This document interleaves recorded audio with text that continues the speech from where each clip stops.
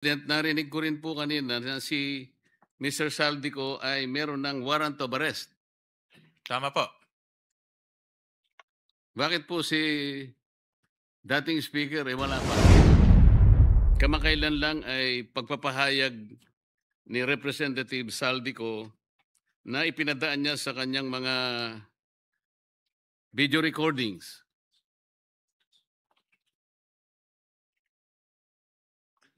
Well, Mr. President, una-una hindi ho yung sworn statement at sa video recording lang ho niya ginawa. So wala hong saysay ho yung kanyang sworn statement. Ang tanong po, bakit kaya hindi naman ginamit yung sworn statement ng mag-asawang Diskaya? Samantalang doon po ay may nabanggit ding 17 members ng House of Representatives. Yun po ay sworn statement at yun po ay pinanumpaan din sa harap ng Blue Ribbon Committee.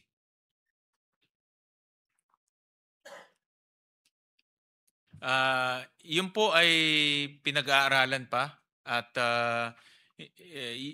posible rin pong gamitin yung kanilang mga salaysay. At kung gagamitin man, ito po ay gagamitin sa ibang asunto. So parang ang nakikita natin, pagka miyembro ng House of Representatives, parang mabagal po yung action. Parang yung pag-aaral medyo matagal-tagal po, ano? Hindi naman po, hindi naman. Sabi ni Secretary Vince, hindi naman po ganun. Gusto ko rin pong paniwalaan yun, Mr. President. Bagong kalihim ng DPWH. Noong isang taon po, kung titingnan ninyo siya, hindi ganyang kapayat siya. Tingnan po nyo ngayon siya. Kaya ako po sinasabi, kamag-anak ko po yan eh. Sa bigat po ng kanyang responsibilidad, isipin po natin, napakarami nating ginagamit na kaparaanan para masecure po natin ang quality ng mga infrastructure, hindi lamang flood control.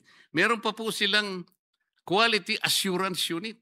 Naku po, pagka binasa po ninyo yung mga department orders, kundi po ako nagkakamali, 4 na department orders ang binasa ko na magkakadikit. Pinag-uusapan po yung quality assurance units na ang pinakasentro po nila, yung central office. QAU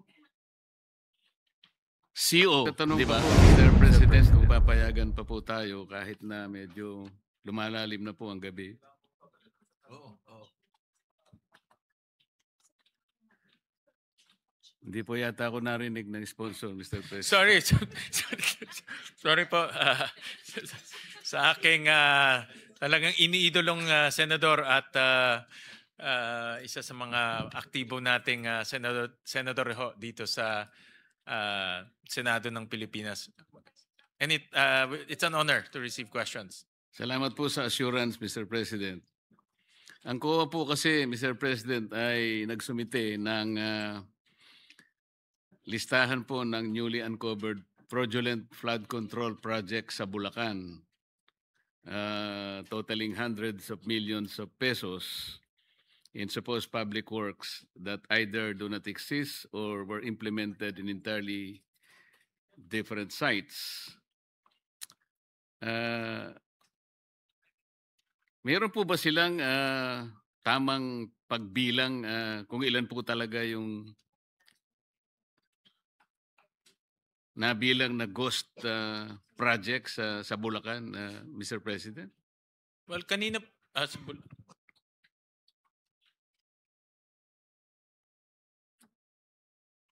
anong proportion?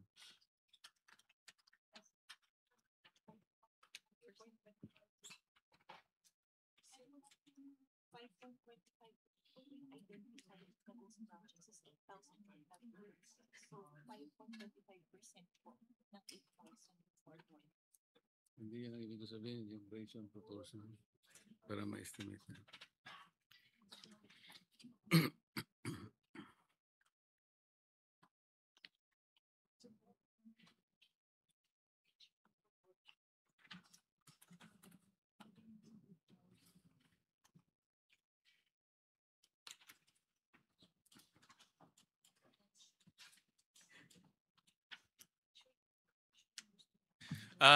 Tuloy-tuloy po yung validation ng team sa Bulacan. Ang suspected ho nilang ghost projects is 37, and out of that 37, 7 po ang ghost projects, Mr. President. Validated ghost projects out of the 37. At ang COA rin po, meron ho silang fraud audit kinoconduct sa Bulacan, at ang next nila po ay will be Metro Manila. In fact, yun po yung aming usapan ni chairman ng COA po. Sino po ang mas accurate, Mr. President? Yun pong bilang ng COA o yung bilang ng DPWH? Actually ho, nagko-coordinate ho sila, no? Because at the end, it's DPWH rin po ang magpa-file rin ng kaso. So, nagko-coordinate ho sila. In fact, itong mga agencies, insofar as flood control, this flood control issues concerned, nagko-coordinate very closely ho ang mga ahensya. Kasi po, Mr. President, ang pagkakaalam ko, fraud audit lang ginagawa ng COA. Hindi naman siya talaga nag-inspect kung alin talaga yung ghost projects. Kaya maaaring hindi siya mabuting basihan kung ang pag-uusapan ay yung pagtansya o pagbilang ng tamang bilang ng lahat ng masasabi nating ghost flood control projects. Yung fraud audit po, Senator Marcoleta, ay composite team ang binuo ng COA and ng DPWH. So meron hong tao ng COA, meron din tao ng DPWH. Kasi yung technical side ho is really importante po ang DPWH dahil mga civil engineers ho yan. So composite team po ang binuo nila. Kasi po ang pagdududa ng representasyong ito, Mr. President, ay nanggagaling sa katotohanan na ang COA po ay isa sa mga sangay ng ating pamahalaan na dapat nakatutok talaga yun eh. Ang katotohanan nga po, lahat ng mga district engineering, ibang tawag dyan, DE, opisina ng mga district engineers, meron pong resident auditors yan eh. Paano po natin masasabing ghost project? Dumaan naman sa kanila yun. Lahat po dumadaan din sa resident auditor. Ang iba nga pong nagsasabi, complicit nga yung resident auditor sa mga project. At sabi po nila, Mr. President, tumatanggap din po ng commission po yung resident COA. Kaya kung sila po yung magbibilang, parang pagdududahan din, Mr. President. Yun ang punto lamang dito. Gusto natin kasing malaman, kasi po kanina, nalaman natin, sa ngayon po ay allegedly 420 pa lang ang projects na na-identify na ghost out of a possible universe of 8,000 flood control projects. Tama po ba yun, Mr. President? Tama po. Pwede po bang pakukwenta natin sa mga engineers ng DPWH ratio and proportion lamang po para matansya natin ilan ba talaga ang flood control project sa kabuuan nitong universe para makwenta natin kung magkano talaga ang nawaldas sa pera ng gobyerno. Ratio and proportion lang po ito. Napakadali po nito. Yusek Ador Canlas, baka naman gusto mong kwentahin ito. Kanina po yung, sagutin ko lang po yung unang katanungan. Ang COA bumuo ng Special Fraud Audit Team. So ito po ay nanggaling po sa COA Central. So hindi nila ginamit yung Bulacan resident auditors para po mag-audit ng mga flood control projects. So galing po ito sa central office. Yung katanungan kung magkano ho nawala, kanina pinakita po ni Senator Ping Lacson na ang estimate niya is about 29 billion pesos po ang nawala dahil po dito sa flood control, ghost flood control projects. No? So yun po yung kanyang estimate.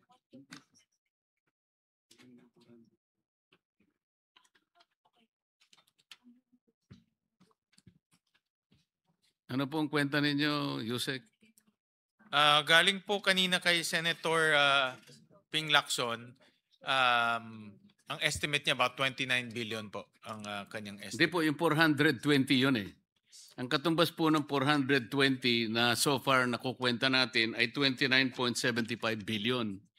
Tama po. Ngayon po, 8,000 po yung bale pinagkukunan natin ang possible final number of all ghost projects. Kaya sabi ko kay Yusek, pakikwenta mo, 420 divided by 8,000 x over 29.75, bilang po yun?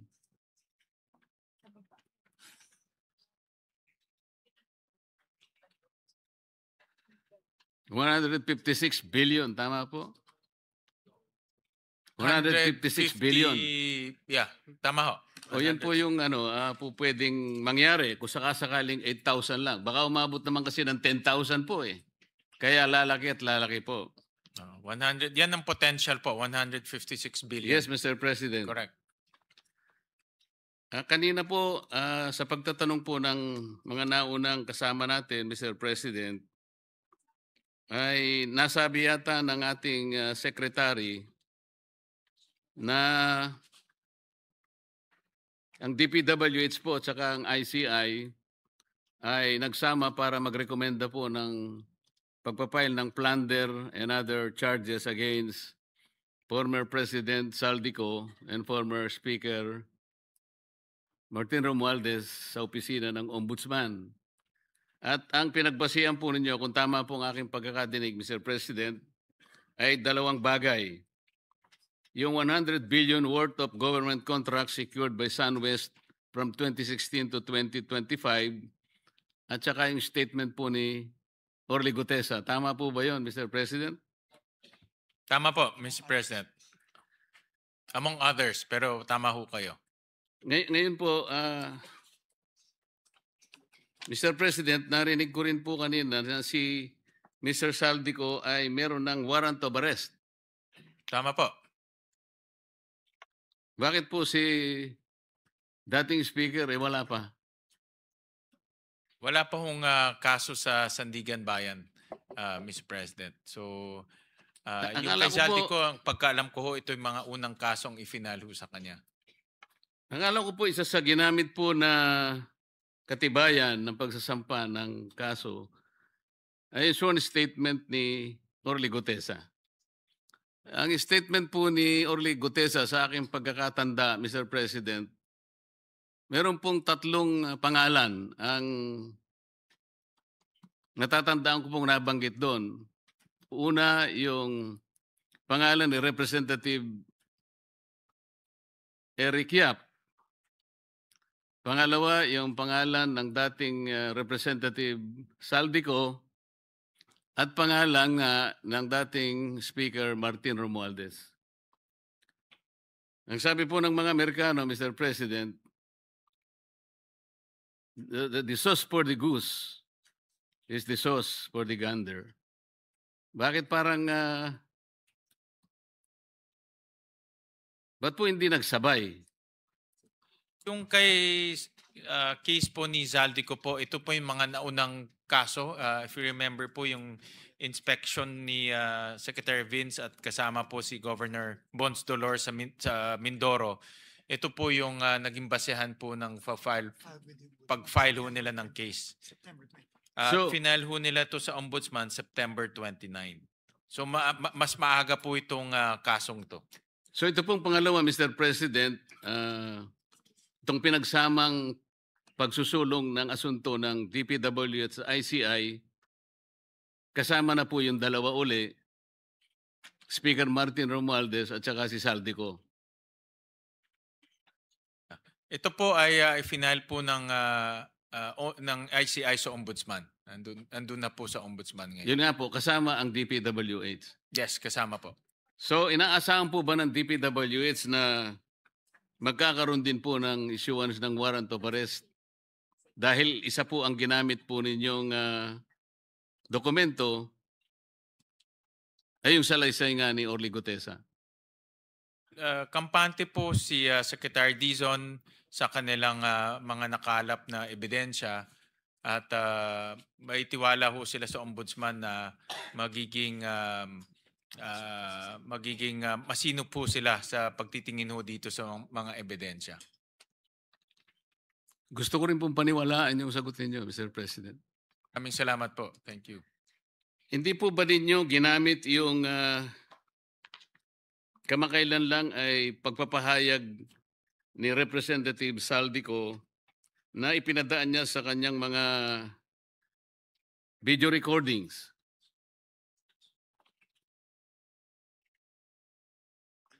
Well, Mr. President, una-una hindi ho yung sworn statement at sa video recording lang ho niya ginawa. So wala hong saysay ho yung kanyang sworn statement. Wala pong saysay yung kanyang statement, hindi pala siyang sworn. Sorry, Mr. President. Pero Mr. President, kung inyo pong susuriin yung Republic Act 6770, ito po yung charter ng Ombudsman.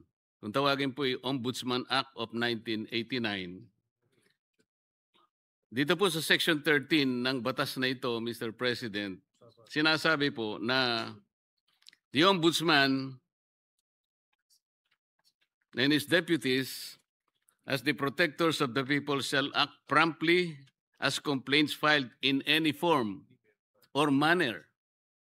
Hindi po sinasabi rito, Mr. President, na kinakailangan nakanotaryo. Kasi baka mamaya peki na naman ang nakakuha niyang notaryo.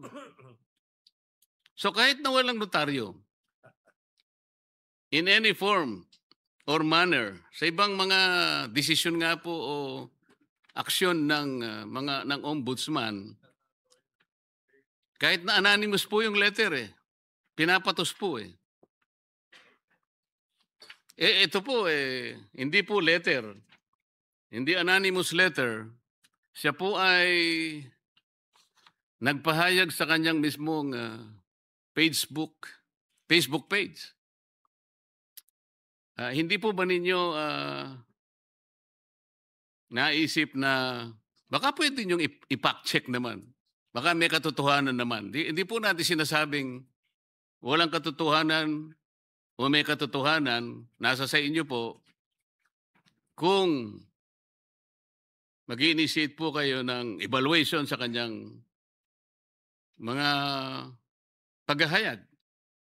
Meron na po ba kayong nagawang ganong aksyon, Mr. President? Mr. President, Senator Marcoleta, ito po ay nasa discretion na po ng ombudsman at sila po ang meron pong kapangyarihan kung gustuhin ho nilang imbestigahan o i-pursue itong ganitong mga statements. So nasa kanila na ho yun. Alam nyo, Mr. President, nung isang araw lang nandyan ang ombudsman. Akalain yung nakalimutan kong itanong yun. Wala pa ho yung video. Wala pa ho yung video. Hindi po, maraming video na yung siya. mga naunang video. Yung mga naunang video, siguro may 3 video na po. Kasi yung mga nilabas niya may pang-4, pang-5. Pero merong unang 3 na Kaya lang nung sabihin ninyo na magkaibigan naman kayo Nawala ngayon sa isip ko na itanong. Mr. President? Baka ano lang ho, baka di lang ho kayo nag-almusal o siguro nga po, dahil sa maaga ho kasi, siguro, maaga ho yun maaga. Mr. President, kanina po ay totoo po na parang nakaka-confuse, nakakagambala kung ano nga talaga yung distinction ng CPAG at saka BIP. I may dare to offer an explanation kung inyo pong mga marapatin, Mr. President. Yung BIP po naragdag po doon sa sinasabing mga convergence programs Ito po kasi ay paraan para isatisfy yung Garcia-Mandanas ruling ng Korte Suprema. Kung hindi po ako nagkakamali, ito po ang approach na ginagamit para sa ganoon mailatag po. Para hindi nagko-complain po yung mga local government units. Sapagkat, sa totoo lang, sa ruling po, kailangan may karagdagan silang era na ngayon ay tinatawag na nata. Pero sa totoo lang, sa dami po ng devolution na hinihingi naman po, hindi nila talaga mapapanagutan. Tama po, Mr. President? Posible ho yun. Posible. Pero napakarami pong naging modern versions ng pork barrel. Pork barrel was outlawed by the Supreme Court several years back. Pero lumitaw po, mas marami po ngayon. Mabuti po napansin ninyo, ginoong sponsor, Mr. President, at inalis po ninyo yung tikas. Opo, linipat ho natin yan sa DND. Pero dahil po siguro sa pagod ninyo at sa medyo hindi rin po kayo nagalmusal, Your Honor, nakalimutan po ninyo yung katuparan. Ito po yung kalsada tungo sa Paliparan, Rilis at Daungan. Ito po ay proyekto ng DOTR. Ang DOT naman, meron po siyang TRIP. Ito po yung Tourism Road Infrastructure Project Prioritization. Yung DTI naman po, merong roll it.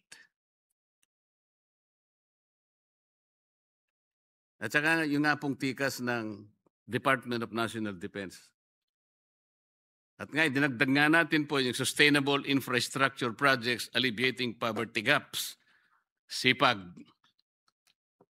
Nakalimutan pa ninyo yung SSP at saka CSSP. Napakarami pong naimbento ng DPWH para lamang po pagbigyan yung napakarami pong mga proponents ng ating infrastructure projects, lalong-lalo na po sa flood control.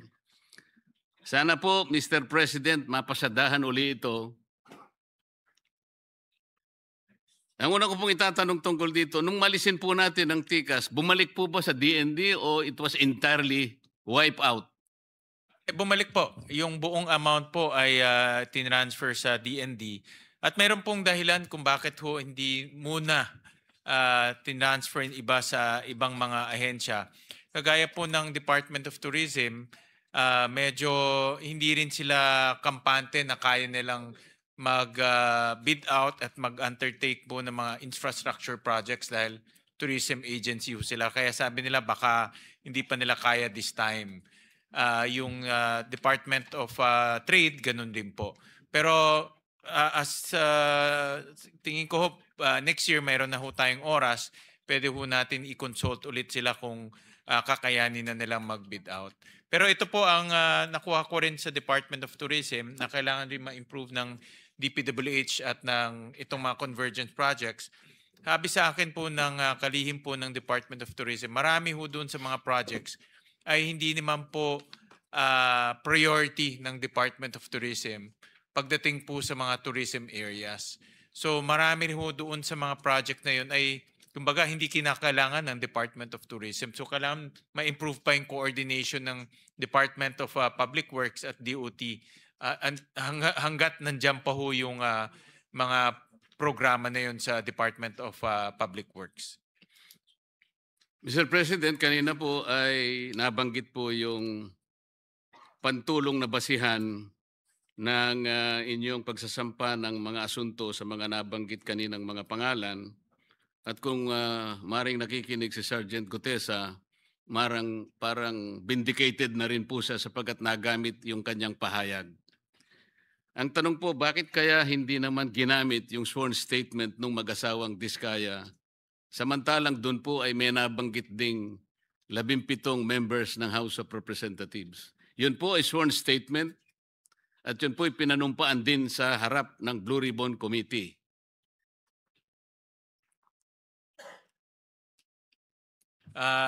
Yun po ay pinag-aaralan pa at posible rin pong gamitin yung kanilang mga salaysay. At kung gagamitin man, ito po ay gagamitin sa ibang asunto. So parang nakikita natin, pagka miyembro ng House of Representatives, parang mabagal po yung action. Parang yung pag-aaral medyo matagal-tagal po. Ano? Hindi naman po, hindi naman. Sabi ni Secretary Vince, hindi naman po ganun. Gusto ko rin pong paniwalaan yun, Mr. President. Totoo po, baka akala ninyo ako'y nagbibiro. Gustong-gusto kong paniwalaan yun. Naniniwala ba ho kayo? Parang Mr. President, noong November 24, kamakailan lang po, mga ilang araw pa lang nakalilipas, 2025, ay in-announce po ng ating Pangulo na nag-launch po ang DPWH ng Transparency Portal. Talagang totohanan na yata ito, Mr. President.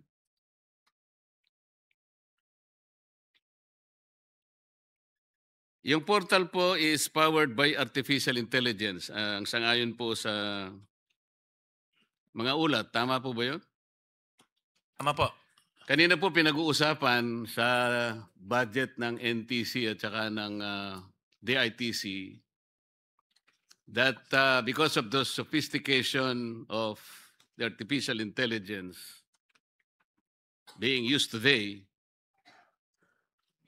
it is also considered as a potent tool for fraud.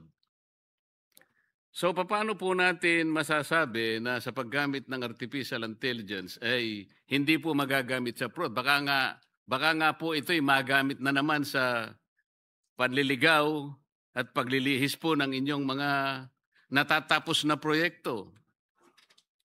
Halimbawa po, Mr. President, sa napakarami pong applications na ginagamit ng DPWH, magsimula na po kayo doon sa Information Management System, meron po kayong MYPS, meron kayong PCMA, meron pa kayong Survey 123 na sa inyong pagsasalaysay sa amin, initially, ito po ay mga makapangyarihang mga tools para sa ganun ay ma-check natin yung talagang kalagayan ng mga proyekto.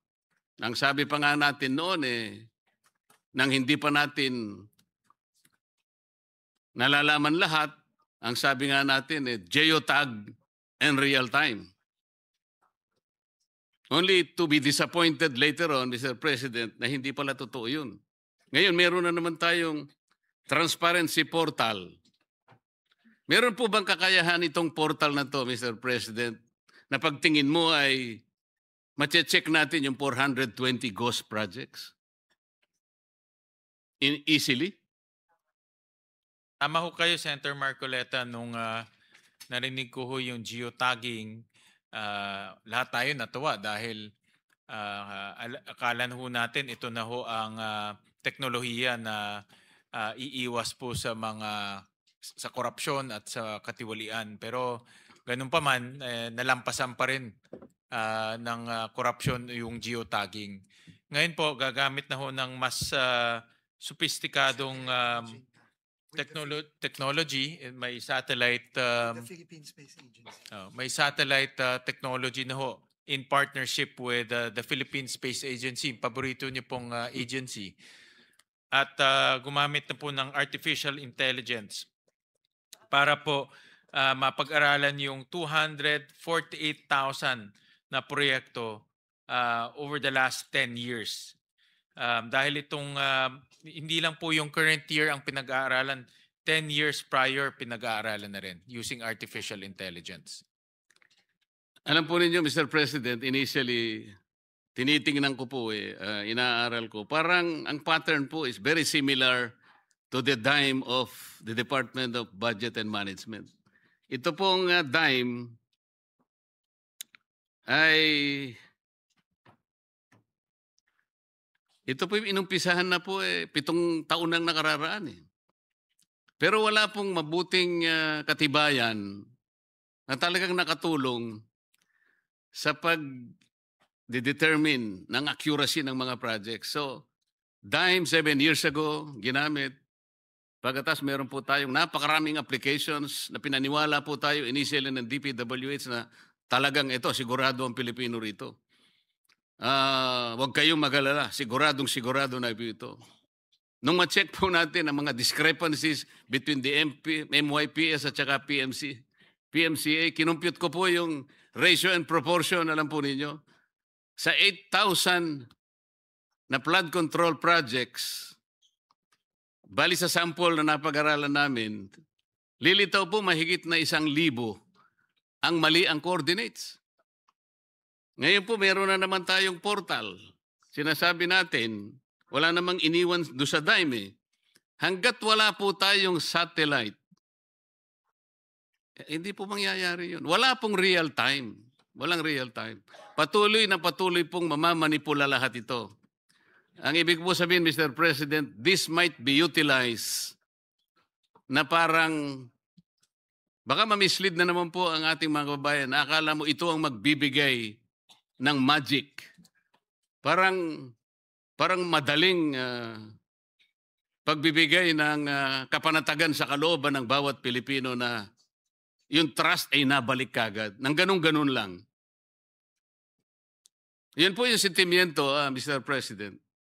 Pasensya na po kung masyado akong naapektuhan itong magnitude ng flood control anomalies na ito na napakahirap ibalik yung tiwala na yun. Dapat sana isang malakihang pamamaraan, isang katanggap-tanggap na pamamaraan na kahit bali-baligtarin mo, paniniwalaan siya ng tao. Yun po yung kailangan natin ngayon eh. Hindi sinabi lang natin transparency portal. Wala namang pinag-iba sa iba. So it could be a new color for the same dog. Tama ho kayo, Senator Marcoleta, yung Project Dime talagang walang kwenta ho yun. Dahil hindi ho na-update, it was supposed to prevent all of these things from happening in corruption. Pero nakita natin, wala naman pong nangyari. Tama ho kayo rin na ako, naintindihan ko yung inyong sentimento na nakita na natin to dati, anong kaibahan ho nito. Ito naman po, ginagaranti ho ng DPWH, Secretary Vince, at of course, ang ating Pangulo, na ito ay gagamitin on a regular basis, on a daily basis, at i-update po ito para magbigay ng impormasyon sa ating mga kababayan. Hindi ho to, pat ang Colatilia sa ngayon, monthly pa lang ang updating ng pictures dahil dahil limitado rin po sa number of satellites ho tayo. Pero ang guarantee naman ho dito, every month makikita nila yung takbo ng proyekto. At makikita ho nila kung yung proyekto ay gumagalaw o hindi gumagalaw at saan yung proyekto. First time po ito mangyayari na ganito pong ka-detalye at ganito po ka-tutok sa mga proyekto po na ginagawa ng DPWH. Opo, Mr. President. Kaya po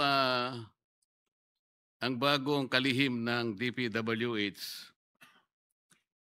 noong 1 taon po kung titingnan ninyo siya, hindi ganyang kapayat siya. Tingnan po nyo ngayon siya. Kaya po sinasabi, kamag-anak ko po yan eh. Sa bigat po ng kanyang responsibilidad, isipin po natin, napakarami nating ginagamit na kaparaanan para masecure po natin ang quality ng mga infrastructure, hindi lamang flood control. Meron pa po silang quality assurance unit. Naku po, pagka binasa po ninyo yung mga department orders, kundi po ako nagkakamali, 4 na department orders ang binasa ko na magkakadikit. Pinag-uusapan po yung quality assurance units na ang pinakasentro po nila, yung central office. QAU CO, di ba, Mr. President? Yan po ay replicated sa maraming opisina. Sa regional offices, meron po sila. At hanggang po sa district engineering offices, nandiyan po yung quality assurance units. Wala pa rin pong nangyari. Meron pa po silang CPES. Siguro ipis na lang ang gamitin natin, hindi na CPES. Kasi po talagang reflection po ng pagkabigo, ng disappointment ng representasyong ito. Napapangiti po ang ating majority leader. Pero totoo po eh. Sana po sa lalong madaling panahon, Mr. President, kahit gaano kahirap, ay harapin natin ang katotohanan. kailangan po nating ibalik ang tiwala ng mamamayan. Mabigat po ang nangyari, kaya kasing bigat din po ng kanilang kabiguan. Tinahanap po nila yung talagang maibalik po natin. Kaya kahit papayat ka pa ng konti, wala tayong magagawa kung yan po ang kinakailangan.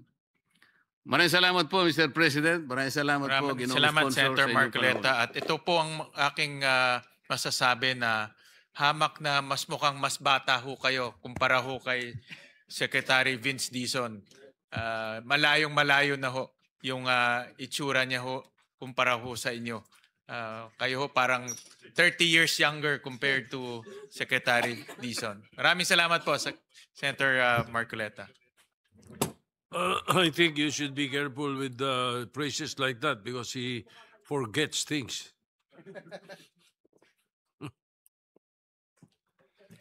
Anyway, Majority Leader. Yes, Mr. President, next on the list is